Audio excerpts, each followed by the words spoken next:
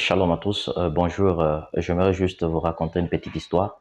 Je crois peut-être que ça sera bénéfique pour d'autres et d'autres. Je ne sais pas si ça sera pour eux bénéfique. Mais c'est juste une histoire d'un papa qui avait son fils unique, qui un jour, ce papa, il sortait toujours pour aller chercher à se débattre pour la survie de son fils. Mais un jour, comme d'habitude, il partait et le papa retournait. Un jour, c'était un autre jour différent d'autres jours. Le papa revenait, mais de loin, il a écouté des bruits auprès de sa maison et il a jeté l'œil et il a vu qu'il y avait beaucoup de personnes qui étaient dans sa parcelle. Et le papa a couru pour arriver dans sa parcelle. Il a retrouvé que sa maison était en feu.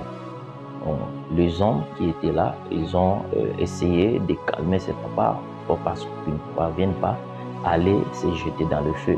Mais par l'effort que le papa faisait, il est sorti, il s'est fait violence, il a échappé à la main des personnes qui le tenaient et il est pénétré et entré dans sa maison. Il est parti, il a couru dans la chambre où était son fils. Le papa a réussi à tirer son fils dans la maison et la maison continuait à prendre le feu. Lorsqu'il était sorti de la maison, mais malheureusement, le papa était brûlé sérieusement, mais le fils, lui, il était tellement intact, il n'était pas brûlé. On a amené le papa à l'hôpital. Les médecins ont tout fait pour sauvegarder la vie de ce papa. Gloire à Dieu, on l'a récupéré, mais il y a une chose qui était passé, c'était que le papa était déformé par le feu qu'il avait brûlé le visage et tout le corps.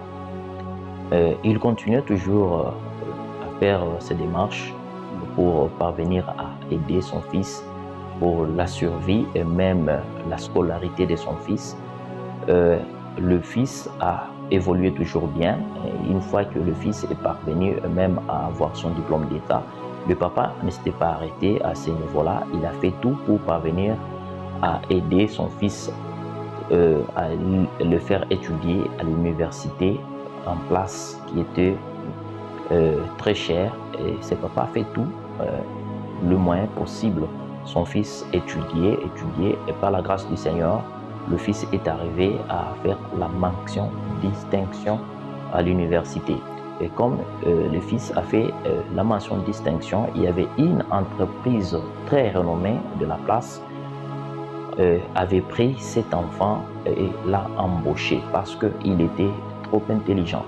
Le fils, lorsqu'il a trouvé son travail, il a jugé bon de sortir là où il était avec son papa pour se chercher une autre maison parce que l'entreprise l'avait pris en charge, il avait donné une voiture et il avait donné une grande maison. Le fils est parti vivre où l'entreprise l'avait donné comme habitation. Mais malheureusement pour le papa, il ne savait absolument rien de ce qui s'est passé de son fils. Il est passé des jours sans pour autant savoir les nouvelles de son fils. Mais le papa s'est trop préoccupé et il était parti et il a retrouvé l'adresse de son fils où il était. Le papa est parti et il est arrivé à la maison de son fils. Il a retrouvé le gardien qui était à la porte. Il a demandé au gardien qu'il voulait voir son fils. Le gardien l'a dit qu'il devait attendre pour qu'il donne l'information au propriétaire de la maison si le propriétaire aura accepté qu'il parvient à entrer ou pas. Il est parti, le gardien a dit qu'il y avait une personne et il a détaillé comment le papa était. Le fils directement a découvert que c'était son papa qui était à la porte de l'entrée de la clôture.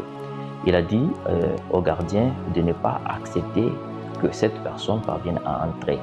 Lui-même, il s'est donné le courage, il est parti et il est arrivé à la porte, il a parlé à son père et il a remis une enveloppe en lui disant qu'ils ne peuvent plus pénétrer et de mettre ses pieds dans cette parcelle. Et papa a pris l'enveloppe, il a rejeté l'enveloppe et il a dit à son fils qu'il n'avait pas besoin de son argent, mais juste il avait besoin de savoir comment il était et de voir aussi sa femme, comment elle était et connaître ses nouvelles. Son fils a tellement refusé. le papa a remis l'argent, il est retourné. Mais passé quelques temps, le papa était trop souffrant et avant de mourir, il a fait une lettre comme testament et il a écrit et il a mis dans l'enveloppe et il a mis l'adresse de la maison de son fils. Les gens de bonne volonté ont pris cette enveloppe et remis à l'adresse complète de cette maison. Et lorsque le fils a reçu et il a ouvert l'enveloppe et il a découvert que c'était son papa qui l'écrivait et il a détaillé toutes les conséquences, comment est-ce que lui, il était parvenu à se brûler et comment est-ce qu'il était parvenu à sauver son fils. Mais le fils, lorsqu'il avait lu cette lettre, il commençait à pleurer et il a fait tout pour parvenir à voir son papa, mais c'était trop tard, le papa était déjà mort. Et malheureusement, le papa était enterré par des personnes de bonne volonté, par le gouvernement. Et il a demandé aux voisins de ceux qui étaient là, et tous l'ont rencontré, comment était l'histoire, comment est-ce que le papa l'avait sauvé, comment est-ce que le papa avait fait tout pour que son fils parvienne à étudier et à devenir comme il était. Le papa et le fils commençaient à pleurer et c'était trop tard. Bien-aimés dans le Seigneur, je crois que cette histoire nous concerne tous. C'est l'histoire de notre Seigneur Jésus-Christ. Si nous regardons combien de fois ce que le Christ nous a aimés, tellement qu'il a laissé son trône de gloire dans le ciel, il est descendu dans le monde, accepté de devenir un homme semblable à nous, le pécheur comme nous. Mais lui, en lui, il n'a jamais eu de péché. Il a accepté de devenir comme pécheur. Il a accepté d'être bafoué par le monde. Le monde a craché sur lui. Le monde l'a fouetté. Le monde l'a couronné d'épines pour que nous, aujourd'hui, nous soyons ce que nous sommes. Mais la Bible dit dans le livre d'Ésaïe, c'est par ces meurtrissures que nous sommes guéris.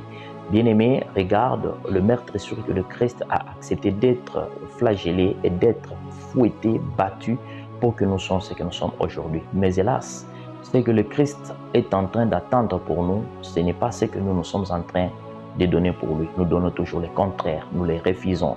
Aujourd'hui, le Christ devient à éviter, mais non pas à inviter.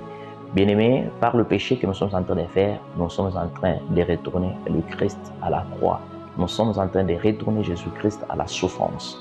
C'est pourquoi, par cette histoire, j'aimerais que si tu sens combien de fois est-ce que ce papa a souffert, a fait tout pour parvenir en aide de son fils, pour que son fils devienne quelqu'un de très considérable dans la société, c'est la même histoire que j'aimerais te parler du Christ, ce qu'il a fait pour que toi, aujourd'hui, tu sois ce que tu es.